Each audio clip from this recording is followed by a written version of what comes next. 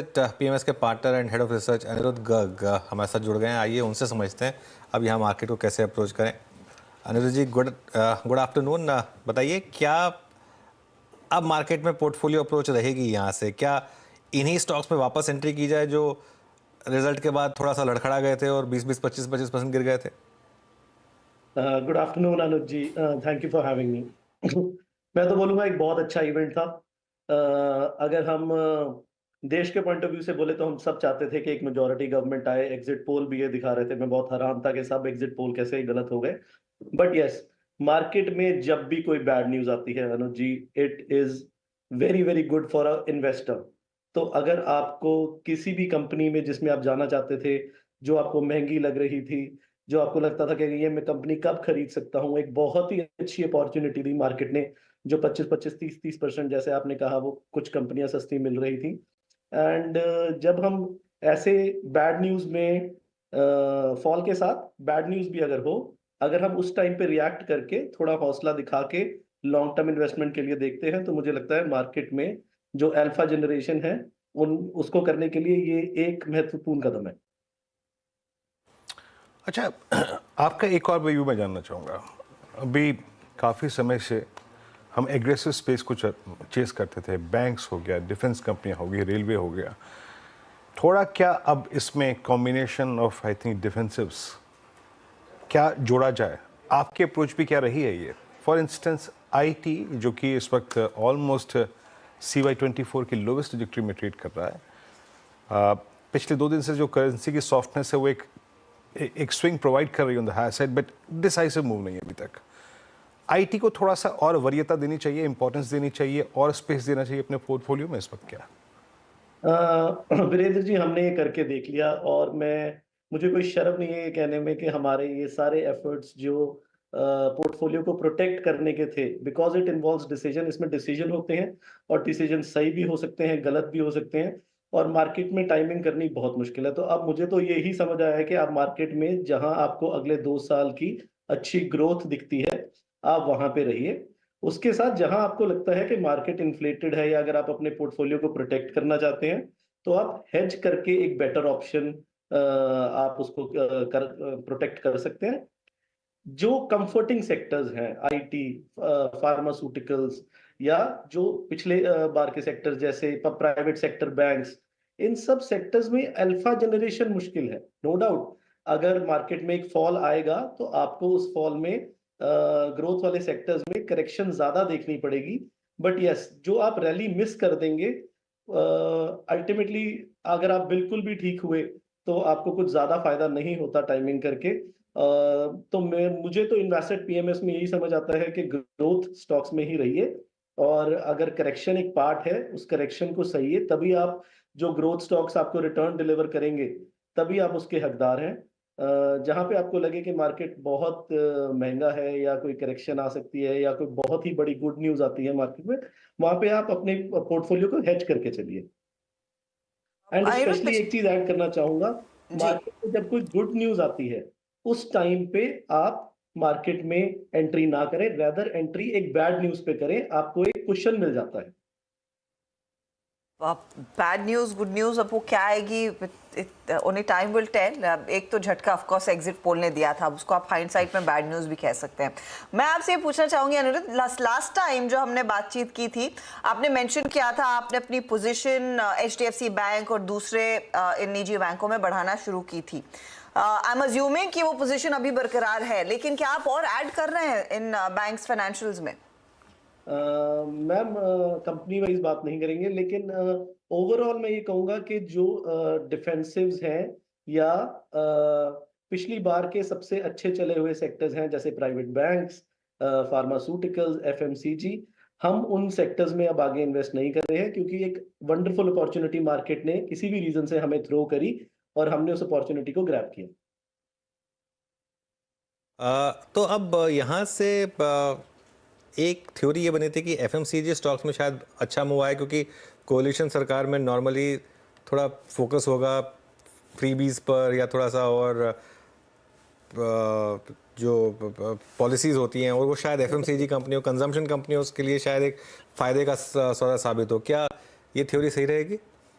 अनुज जी, मुझे personally investment में हम वो कंपनियां ढूंढने की कोशिश करते हैं जिसमें वैल्यूएशन एम्बिग्युइटी होती है, क्योंकि जिन कंपनीज में जैसे जो एफएमसीजी कंपनीज हैं, हाँ ये टेम्परेरीली आप बिल्कुल बात ठीक कह रहे हैं कि एक अच्छा मॉनसून आने जा रहा है, गवर्नमेंट इस झटके के बाद थोड़ा पॉपुलिस्ट मेजर्स भी लेगी, बट रिलेटिव स्ट्रेंथ जो रिलेटिव ग्रोथ है वो तो उन्हीं कंपनीज की तरफ रहेंगी जो इस बार के नए सेक्टर्स हैं, और जिन कंपनीज की तरफ वैल्यूएशन एम्बिग्युइटी है। जिन कंपनीज को जब तेज होती है तो लगता है बहुत तेज हो गई, जब गिरती है तो लगता है कि रन खत्म हो गया, the bull run is over.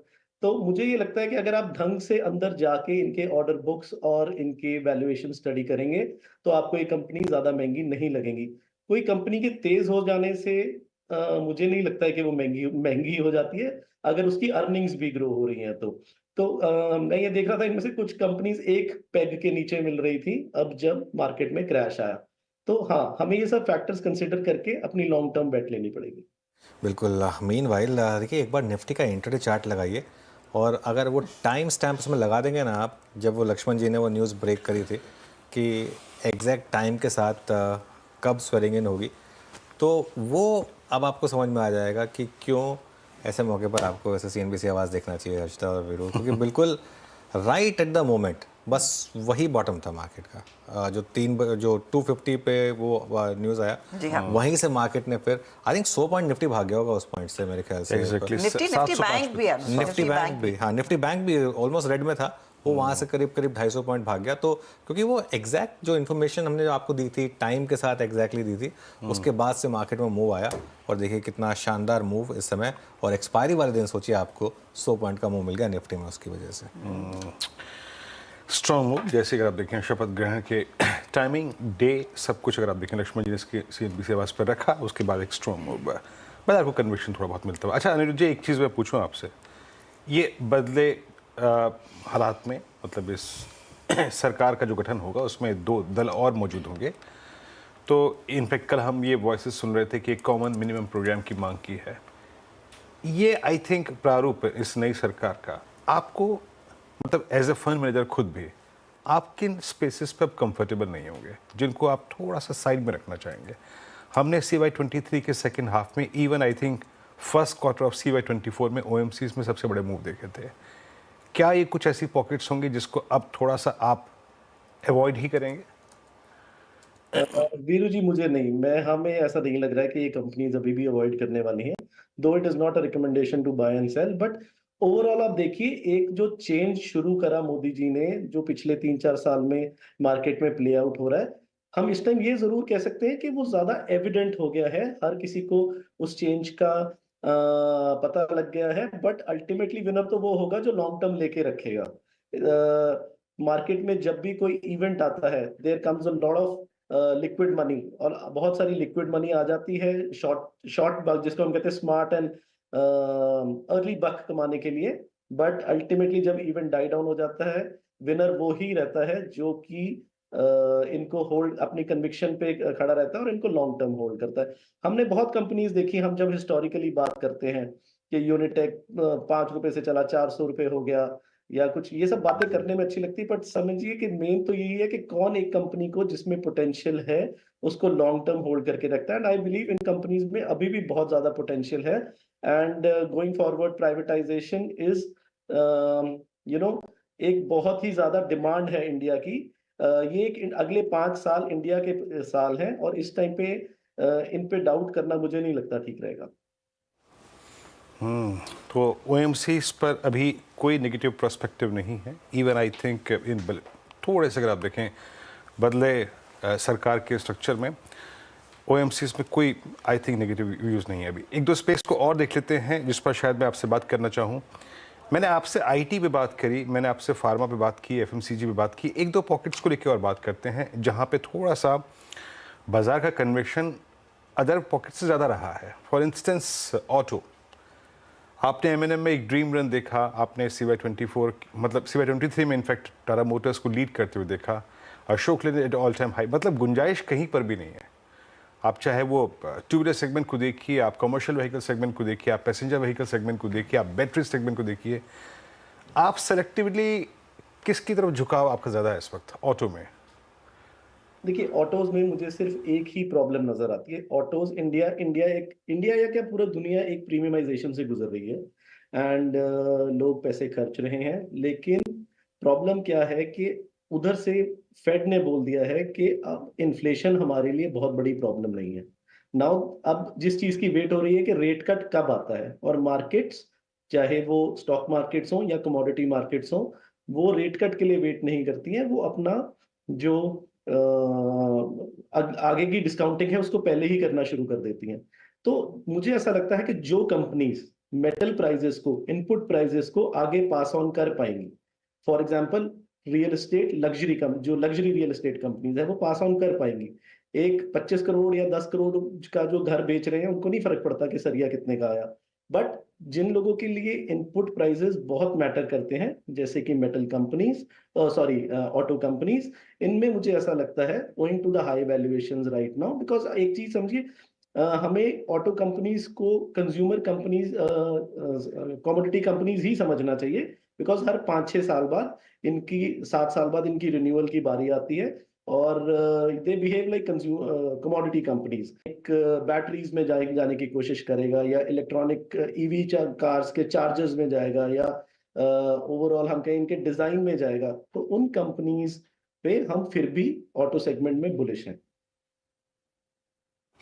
अच्छा, वेरी क्विकली, पावर कंपनियों में अब कितना और तेजी का आलम बन सकता है कंसिडरिंग, और पहले आप लोगों का एक्सपोजर है या नहीं, जिस तरह की गर्मी है, जो पावर डिमांड के आंकड़े हमने देखे आते हुए, और अक्रॉस द बोर्ड वो तेजी रही है, चाहे वो निजी पावर सप्लाईज हो, सरकारी कंपनियां या फिर पावर फाइनेंस कंपनियां भी। तो यहाँ पर एक तो कितना एक्सपोजर और लेने की गुंजाइश दिख रही है? देखिए, इंडिया ये जो $4 ट्रिलियन टू $10 ट्रिलियन मार्क होता है, तब किसी भी देश में जो पावर की कंजम्पशन है, और स्पेशली इस artificial intelligence and computer age की दुनिया में, सुबह से शाम तक सब कंप्यूटर पे ही चल रही है दुनिया। तो आने वाले टाइम में पावर की जो डिमांड है इंडिया की, मैं तो बोलता हूँ अभी बहुत बढ़ गई है, और आने वाले टाइम में और बढ़ने वाली है। और साथ में एक शिफ्ट हो रहा है टुवर्ड्स रिन्यूएबल एनर्जी। तो ये दोनों चीज़ें रियलिटी हैं, and I think current prime minister के एजेंडे में टॉप मोस्ट हैं। इंडिया को वर्ल्ड ओवर देखा जा रहा है हम ग्रीन एनर्जी में वर्ल्ड के लीडिंग कंट्रीज में रहेंगे। तो मुझे ऐसा लगता है कि power sector is very attractive, but a disclaimer that we have positions in this sector. Okay, चलिए एक काम करते हैं अनुज जी, बहुत बहुत शुक्रिया हमारे साथ जुड़ने के लिए, और हमारे साथ अपना टाइम स्पेंड करने के लिए। चलिए अब एक काम करते हैं, एक छोटा सा ब्रेक लेते हैं, और जब लौटेंगे तो कल की तैयारी करेंगे।